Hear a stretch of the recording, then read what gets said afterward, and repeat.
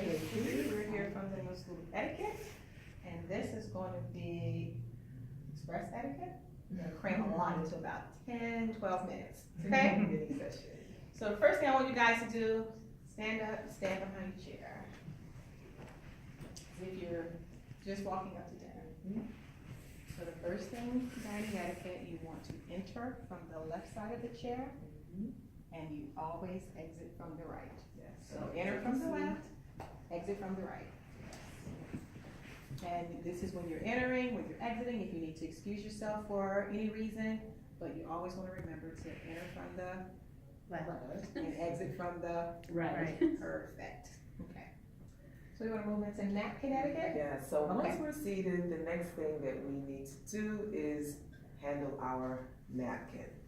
Now, if this were a business setting, you would wait for your host or your hostess to place the napkin in their lap, and then you would follow suit.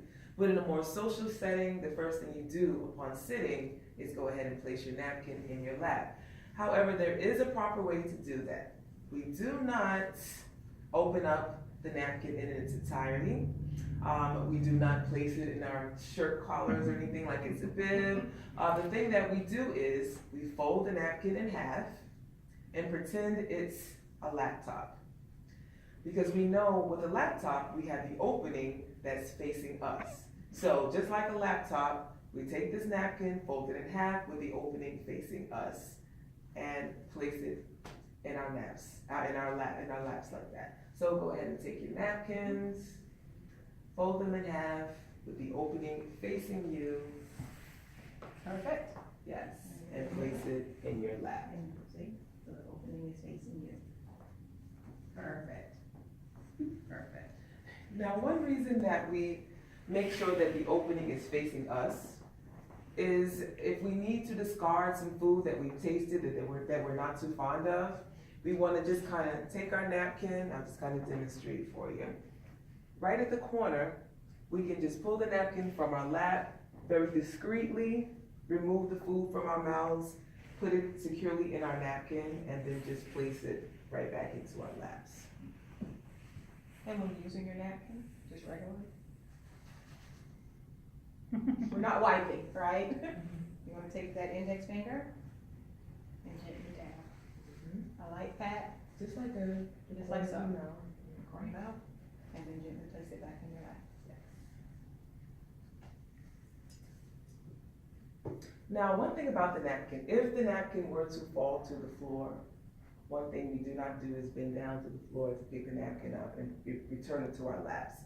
We just let the napkin stay there. We alert our server that our napkin is falling on the floor, and then we'll just have to replace it with a fresh napkin. But whether it's your napkin, your knife, your fork, you never want to pick anything up off the floor. Always just alert your server that something has hit the floor, and then they will replace it for you.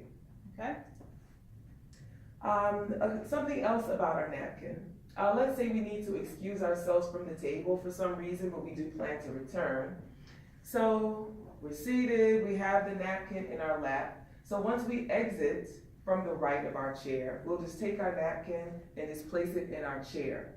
That lets the server know that we do plan to return to our seat.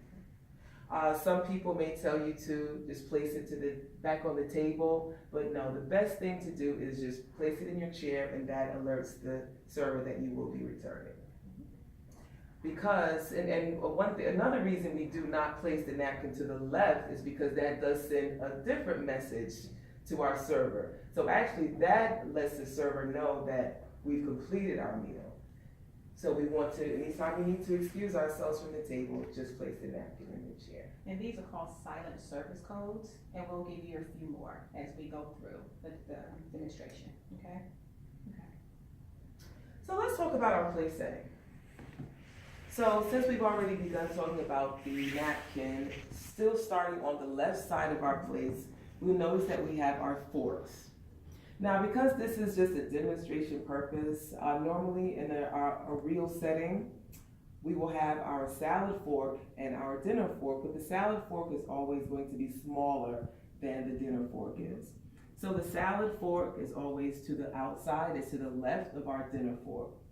Then above our forks, we have our bread plate with our butter knife. To the right, we'll have our dessert utensils. So we have our dessert spoon with the handle facing the right. We have our dessert fork with the handle facing the left. Over to its right, we have, and right above our dinner knife, we have our water glass or the water goblet. And to the far right, we'll have what would either be the red wine glass, a white wine glass, or depending on the occasion, you may find a champagne flute. Below that, you will have your soup spoon, and then you'll have your dinner knife. Now in the center, you're going to find your soup bowl, your salad plate, and then your dinner plate. Now this is an indication that this is a 4-course meal. So our soup course is our first course, salad is the second, our dinner is our third course, and then the dessert will serve as our 4th course. So a couple of quick things about the soup that I want you to remember. You never want to start in the center. Got any idea why? Splashing. The center of your soup is the hottest. So if you go straight to the center of your bowl, that's the hottest part of your soup. So you want to take your spoon and you want to take a little bit from the rim to gauge the temperature of your soup, okay? And then as you eat your soup, you want to scoop away and then serve yourself. So you don't want to do this, which, you know, it's pretty common. You want to scoop away and serve yourself. So you can Scoop away practice. and serve yourself. Mhm. Yeah. You don't want your face in your bowl, right? You know, we're sitting up straight, a slight tilt, but you don't want to be face down in your bowl. And when you get to the end, you have that last bite that you have to have of soup. You don't want to pick that bowl up to your face and scrape, right? You want to give it a slight tilt, scoop away, and serve yourself. Yes. So those are the things that you want to remember about the soup. And you want to make sure that your spoon is kind of like off to the side. Yes. And dip away from it, because sometimes we worry about drips. So we can actually take that spoon and just kind of graze it right over the, lightly, Over the rim. graze it lightly over the rim, just to There kind of you get rid go. of any drippies, and then just bring it And serve yourself. Yes. Perfect. Okay? So when you're done with the soup, where does the spoon go? Great question. Yep. So you can leave your soup spoon in your bowl, but if you're at a restaurant, the soup may very well come on a soup plate, and you would take that spoon and you would place it on the front of that plate like so, Okay. and that's where that would go. Okay? So let's talk about the bread for just one quick second. With your bread, you never want to take butter from the butter dish and put it directly on your bread, right? You want to take butter from your butter dish, you want to transfer it to your plate. And when you get to your bread, you never want to cut your bread. You don't want to pop off a huge piece and bite off that and pop off that. You want to pop one bite at a time. So you pop one bite, you take butter from that you've transferred to your plate, you butter that piece of bread, and you eat it. So that's bread, okay? Okay. So we've got bread, we've got soup, our napkin. So let's just kind of talk about how we hold our knife and fork for a quick Yes. second. No, no, that's not right. All right, so we have our 2 index fingers, right? Let's hold up our 2 index fingers. So we take our dinner knife and our dinner fork. The knife goes in your right hand, the fork goes in the left. Even if you are a lefty, the right hand holds the dinner knife and the left hand holds the dinner fork. So you take that index finger for our knife in our right hand. We will place our index finger right here at the neck of our dinner knife. It's right between the blade and the handle of our knife, like so. So, perfect. Got it? And the same thing with our fork. Facing with the tines, these are called tines, with the tines facing away from us. We'll take our index finger and place it right at the base of the fork. So it should look something like this. There you go. Perfect. Perfect. So if we are cutting a piece of meat, cutting vegetables. Even it's appropriate for us to, if it's our salad course, it is appropriate for us to cut our salad. Sometimes our salad comes with pretty big pieces of lettuce.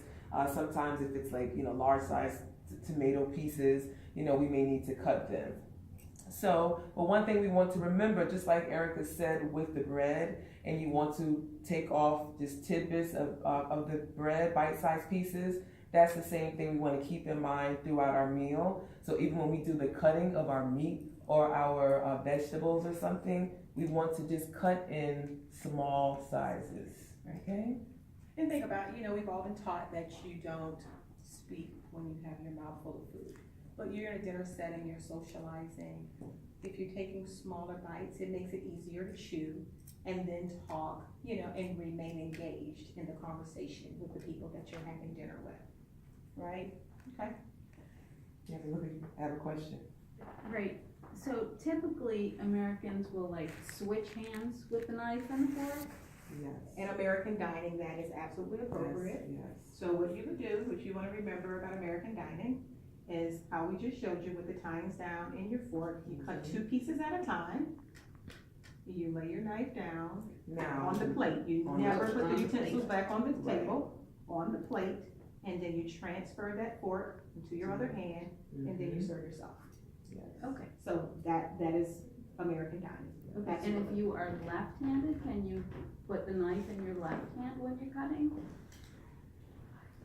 Really, you should not. You should You not. should, even if you're Even left-handed, if you you're also should still cut with the right. You should still cut Still with the cut with the right. Yes, yes. And really, European style is something that's more universal. It's just that, in America, we're pretty much the only ones that do the They do the transfer, but so either one is acceptable. It's probably really best, just for future use, future knowledge, to learn the European styles. Okay. And to wrap up, we're gonna talk about the rest of those silent service codes. Remember with the napkin, and we said on your chair, if you excuse yourself, let the server know that you're coming back on the table, so that you're done. Okay, same thing. You take these 2 fingers, the server's coming around with more water, and you lay them at the base of your water goblet.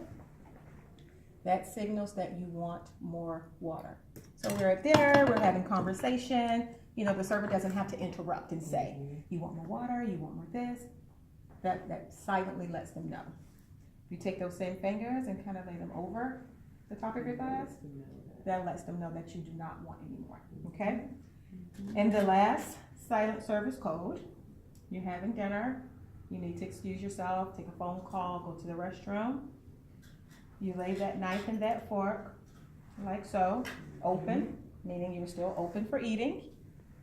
That signals to that server that you are not done, right? Yes, it just kind of means that You're still open, you're still eating. your meal. And if you take that knife and that fork, and you place it at about 4 o'clock, that signals that you are done. Like 10 and 4. 10 and 4. That says that you're done eating, and they'll come and take that plate away. Okay? Is that times up at the 10 and 4? So, and European dining, times are always down. Times are always down. American dining, it can be up, but European dining is always down. Okay? Okay. So we would like to thank, well, first of all, does anybody have any questions? If there was a water glass, would it go on the same side as the wine glasses? Yes, Yes. right above your dinner knife is That's where you'll always find your your water water. goblet. Okay. All right. Well, we thank you for joining us. I'm going to give you guys a little cheat sheet with some notes, as well as the name of our school, if you ever were in need of a more in-depth etiquette training, and then we would really break down the European versus American dining, and we have other services. So